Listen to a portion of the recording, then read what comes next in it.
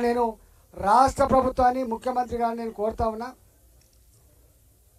Mancherial greenfield highway Nagpur నుంచి మంచిర్యాల నుంచి ఖమ్మం వరకు ఏదైతే పోతుందో ఆ గ్రీన్ఫీల్డ్ హైవేలో ఇవాళ పెద్ద పెద్ద పట్టణాలు ఉన్నాయి.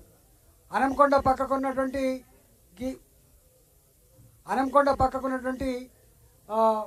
ఊరుగొండ ఉంది, అదేవిధంగా పరకాల ఉంది, చిట్యాల ఉంది. అక్కడ రేట్లు చూస్తే టేకుమట్ల అనే గ్రామంలో అక్కడ ఎకరం భూమి ₹1,00,00,000 ఉంటే రిజిస్టర్డ్ వాల్యూ కేవలం 4 లక్షలు మాత్రమే. ఒకవేళ మూడు రేట్లు ఎక్కువిస్తే ₹12 లక్షలు. సొలేషియం, ఆర్బిట్రేషన్ ఇవన్నీ కలిపితే కూడా ఎంత వస్తుంది? ఇంకొక 3 టైమ్స్ వేసుకున్నా కూడా 12 + 12 24 లక్షల రూపాయలతో తప్ప ₹1,00,00,000 ఇచ్చే ఆస్కారం లేదు. అట్లనే మొగుళ్ళపల్లిలో అక్కడ ఒక్కొక్క ఎకరం భూమి ₹1,50,00,000 ఉన్నది.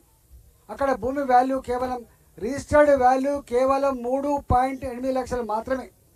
అంటే 12 22 లక్షల రూపాయల కంటే ఎక్కువ 4 లక్షలు మాత్రమే రిజిస్టర్డ్ వాల్యూ ఉంది. అంటే అక్కడ 12.5 లక్షలు ఇంటూ 6 వేసుకున్నా కూడా 52 లక్షల కంటే ఎక్కువ వచ్చే ఆస్కారం లేదు. ఎల్లంపల్లిలో 2 కోట్లు ఉన్నది, రిజిస్టర్డ్ వాల్యూ 2 లక్షలు. పోచారంలో 1.5 ఉన్నది, రిజిస్టర్డ్ వాల్యూ 2 లక్షలు. ఇలా ఊరుగొండలో 5 కోట్లు ఉన్నది, రిజిస్టర్డ్ వాల్యూ 50 లక్షలు. అదేవిధంగా పర్వతగిరిలో ₹1,00,00,000 ఉన్నది, రిజిస్టర్డ్ వాల్యూ 2 లక్షలు. ఇట్లా సంగెం మండలం కావచ్చు, నవాబ్పేట కావచ్చు, అక్కడ ప్రాక్టికల్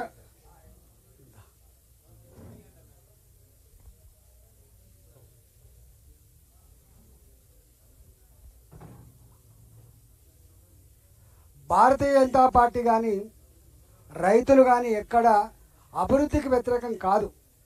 వాళ్ళు ఏమైనా అభివృద్ధికి వ్యతిరేకం అని చెప్పి చిత్రీకరించే ప్రయత్నం చేస్తున్నారు, వాళ్ళు అవమానపరిచే ప్రయత్నం చేస్తున్నారు, వాళ్ళ మీద తప్పుడు కేసులు పెట్టించే ప్రయత్నం చేస్తున్నారు, దౌర్జన్యం తట్టుకోలేక ఆత్మహత్యలకు అవుతున్నారు. నేను ఒకటే రేవంత్ రెడ్డి ప్రభుత్వానికి నేను సూటిగా ఒక హెచ్చరిక చేస్తా ఉన్నా.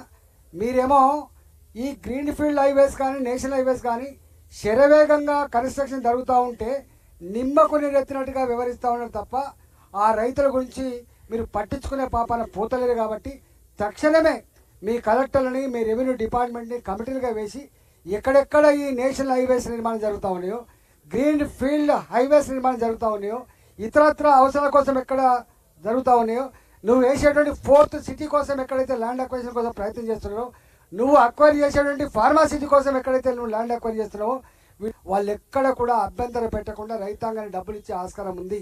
లేకపోతే కేంద్ర ప్రభుత్వం కూడా బదనామయ్యేటువంటి ఆస్కారం ఉంది. మళ్ళీ చెప్తున్నా, తెలంగాణ రైతాంగాన్ని వినమ్రంగా విజ్ఞప్తి చేస్తున్నా, కేంద్ర ప్రభుత్వం ఒకటే పని చేస్తుంది. ఇక్కడున్న రాష్ట్ర ప్రభుత్వం ధరలు నిర్ణయించి వాళ్ళు ఇది ఉందని చెప్పి పంపితే అంత పేమెంట్ ఇతర రాష్ట్రాల్లో వస్తున్నప్పుడు మన రాష్ట్రంలో ఎందుకు చేస్తలేవు, మన రాష్ట్రంలో రైతుల ఉసురు ఎందుకు పోసుకుంటున్నావు అని చెప్పి అడుగుతా ఉన్నా.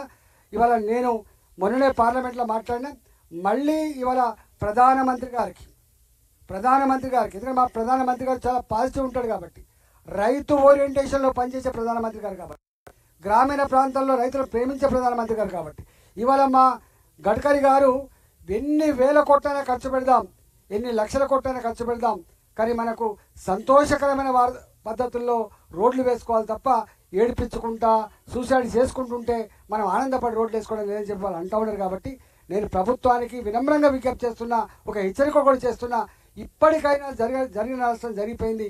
ఇప్పటికైనా మీరు జరుగుతున్న పనుల విషయంలో మీరు సమగ్రంగా సర్వే చేసి ధరలు ఫిక్స్ చేసి రైతాంగాన్ని ఆదుకోవాలి తప్ప లేకపోతే మాత్రం చాలా తీవ్రమైన పరిణామాలు ఉంటాయని చెప్పి హెచ్చరిస్తా ఉన్నా. అవసరమైతే మేమే రైతుల పక్షాన ఎక్కడైతే రోడ్ల నిర్మాణం జరుగుతూ ఉందో మేమే రైతాంగం పక్షాన పాదయాత్రలు చేసి రైతులకు అండగా ఉండి మీ మెడలు వంచి ఈ ధరలు సవరించే ప్రయత్నం చేస్తాం.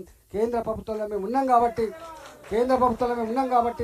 డెఫినెట్గా మేము రైతాంగాన్ని ఆదుకునే ప్రయత్నం చేస్తామని చెప్పి మనం చేస్తా ఉన్నాం.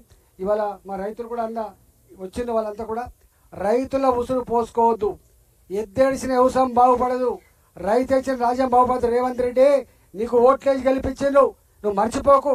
ఇవాళ రైతులను వేధిస్తూ ఉంటే, రైతులు చనిపోతూ ఉంటే, రైతులు ఇలా కంటి మీద కొనుక్కు లేకుండా టెన్షన్ పడతా ఉంటే నువ్వు చూస్తూ మురిసిపోతే మంచిది కాదు సుమా. మొన్న మీకు చెప్పిన మీకు కూడా నిజమే ఇది కష్టంగా ఉందని చెప్పి. మీరు ఎక్కడైతే ఇలా 4th సిటీ కోసం రోడ్లు వేస్తుండ్రో ఒక్కొక్క ఎకరం 5 కోట్ల 6 కోట్ల రూపాయలు ఉండేది, 5 కోట్ల 6 కోట్ల రూపాయలు ఉండేది. కానీ ఇది విలువ 20 లక్షల 30 లక్షలు ఉంది. అందువల్ల రైతాంగం విషయంలో కూడా ఈ సమస్య పరిష్కరించాలని చెప్పి కోరుతున్నా. మరొకసారి విజ్ఞప్తి చేస్తున్నా, ఇవాళ ఇంతకుముందు చెప్పినట్టుగా ఉద్యోగుల సమస్యల మీదనే కాకుండా రేపు రైతాంగ సమస్యల మీద కానీ ప్రజలకు ఇచ్చిన వాగ్దానాలను అమలు చేయకుండా ఇబ్బంది పెడుతున్నటువంటి వాటి మీద రేపు ప్రభుత్వం మీద తప్పకుండా పోరుబాట సల్పే బాధ్యత ఇవాళ భారతీయ జనతా పార్టీ తీసుకుందని చెప్పి మనవి చేస్తూ